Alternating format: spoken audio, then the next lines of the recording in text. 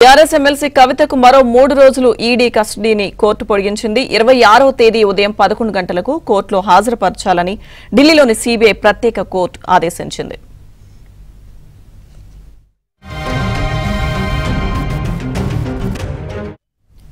వారం రోజుల ED custody ఇవాల్టితో ముగియడంతో ఆమెను ఢిల్లీలోని సీబీఐ ప్రత్యేక కోర్టులో ఈడీ అధికారులు హాజరుపరిచారు. ఆమె నుంచి మరింత సమాచారం రాబట్టే క్రమంలో మరో 5 రోజులు కస్టడీ కొనసాగించాలని ఈడీ అధికారులు కోరారు. మెడికల్ టెస్టులు నిర్వహిస్తున్నామని కోర్టుకు తెలిపారు. దీంతో కోర్టు మరో 3 రోజులు కస్టడీని పొడిగించింది. ఢిల్లీ సీఎం కేజ్రీవాల్తో పాటు కవితను ఒకేసారి విచారించే అవకాశాలున్నట్టు తెలుస్తోంది.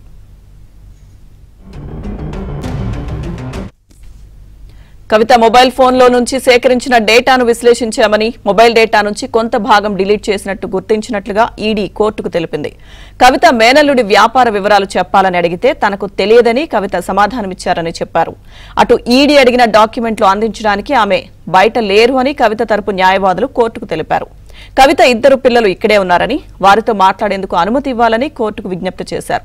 ఇరు వర్గాల వాదనలు విన్న కోర్టు మరో 3 రోజుల కస్టడీని పొడిగించింది.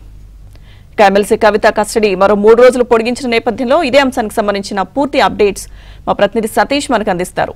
సతీష్,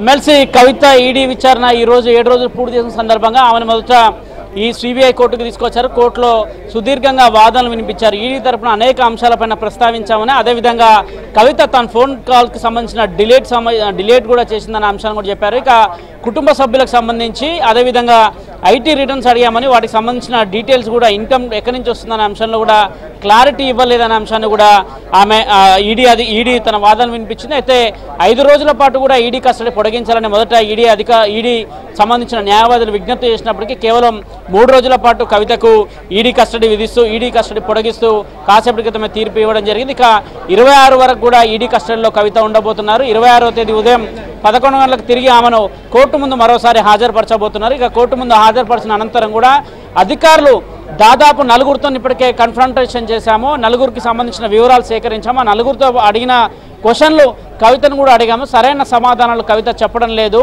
అనే అంశాన్ని కూడా ఈడీ అధికారులు ప్రస్తావించారు. కవిత ఈడీ కస్టడీలో ఉన్న సందర్భంగా కాగితాలకు సంబంధించిన వివరాలకు సంబంధించిన డేటాలను ఏ విధంగా ఇవ్వగలదని కూడా కవిత తరపు న్యాయవాదులు కూడా కోర్టు ముందు తమ వాదనలు వినిపించారు. మరోవైపు బెయిల్ అప్లికేషన్ సంబంధించిన ఒక ఫైల్ దాఖలు చేస్తామని చెప్పినప్పుడు వారికి అనుమతి లభించింది.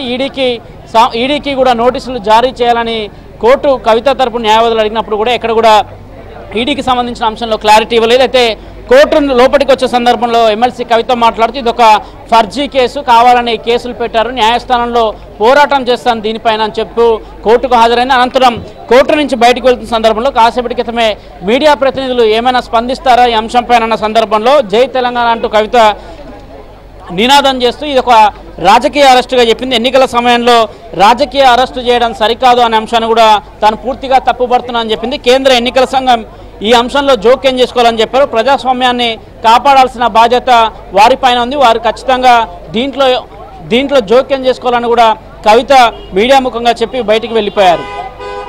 Okay, thank you Satish.